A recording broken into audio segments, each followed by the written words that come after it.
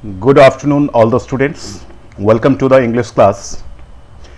Today we are going to study your 7th chapter from your book First Flight, Glimpses of India.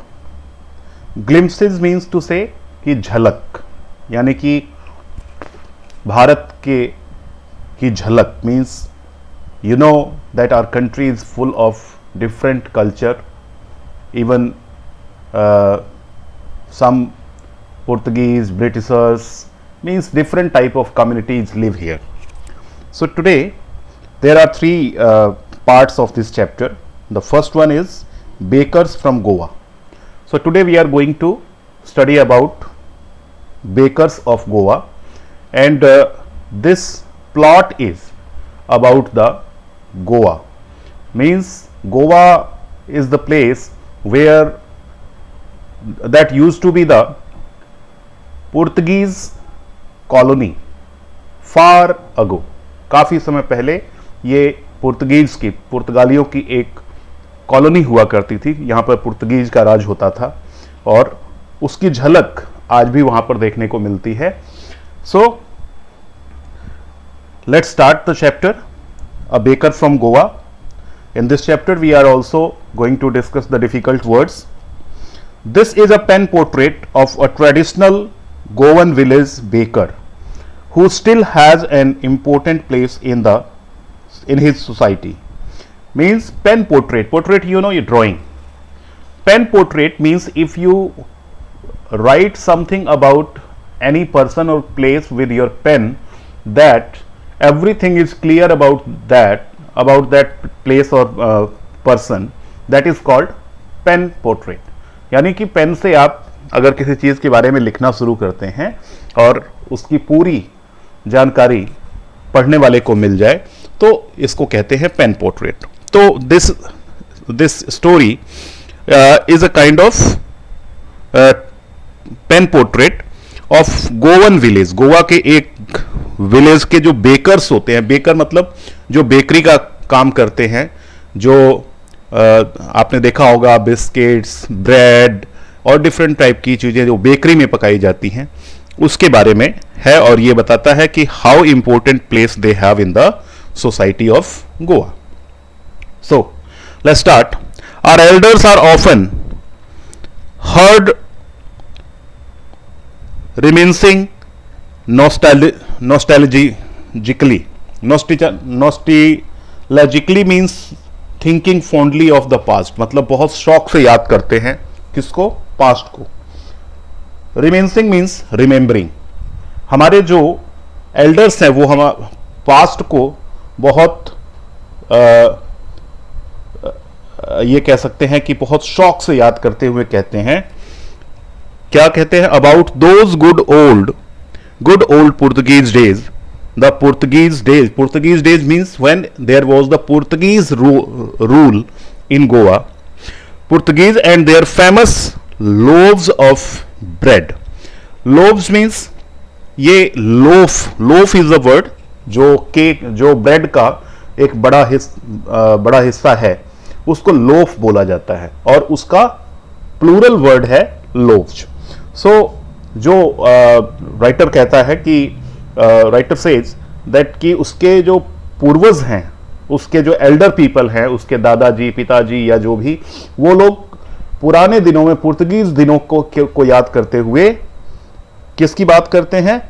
Goa के famous bread की, loaves of bread की. Those eaters of loaves might have vanished but the makers are still there.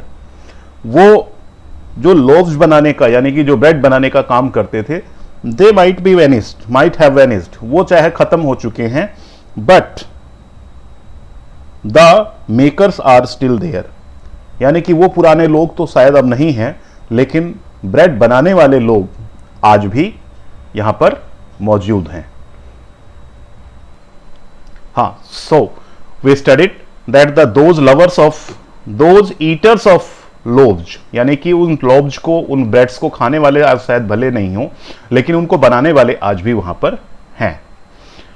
We still have amongst us the mixture, the molders, and those who bake the loaves.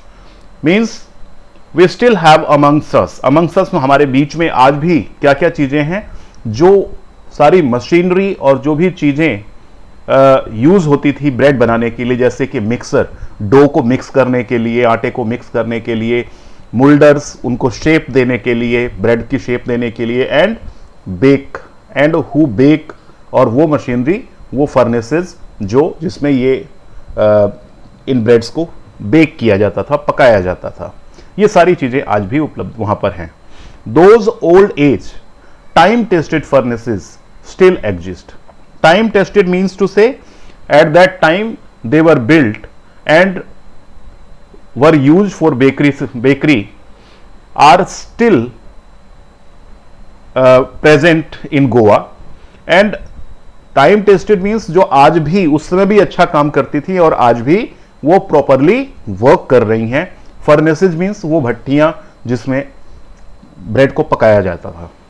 The fire in the furnaces has not yet been extinguished means अभी बुझी नहीं है, आज भी उसमें आग जलती है, मीन्स आज भी लोग वहां पर बेकरी का काम करते हैं. द थर्ड एंड जिंगल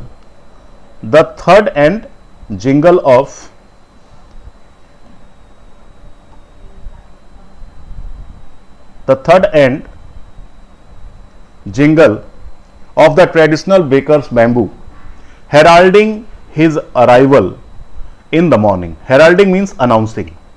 ये जो बेकर्स होते थे वो अपनी ब्रेड बनाने के बाद वो सवेरे निकलते थे, and they had a traditionally they had a bamboo with them, heralding his arrival in the morning.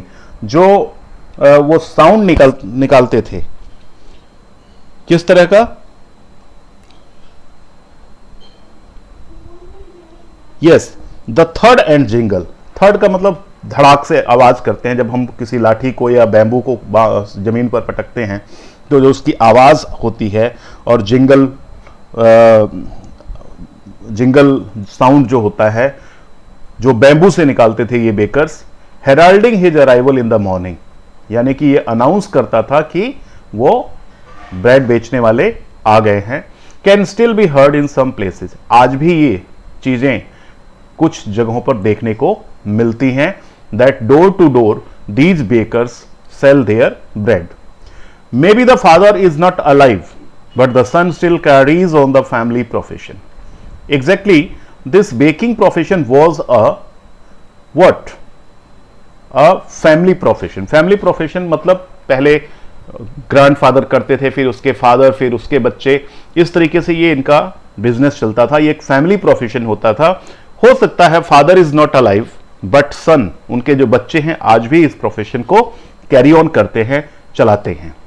These bakers are even today known as pader in Goa.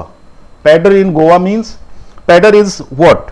This is a Portuguese word and this word is used for the bakers.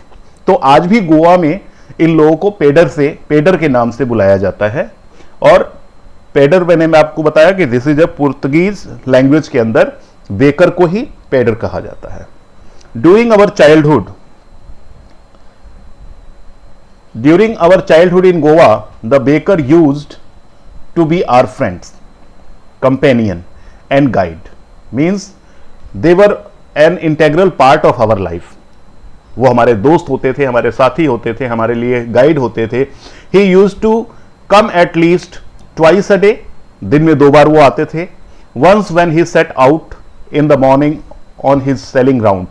सुबह जब वो अपना bread बेचने के लिए निकलते थे तब एक बार. Once when they set out in the morning on his selling ground, and then again when he returned after emptying his huge basket. और दूसरी बार तब जब वो अपनी बास्केट को खाली करके बेचकर, सारी ब्रेड को बेचकर वापस जब लौटता था बेकर, तब वो आया करता था. तो here the writer is telling about his childhood memories, right? So he tells that Baker used to come twice.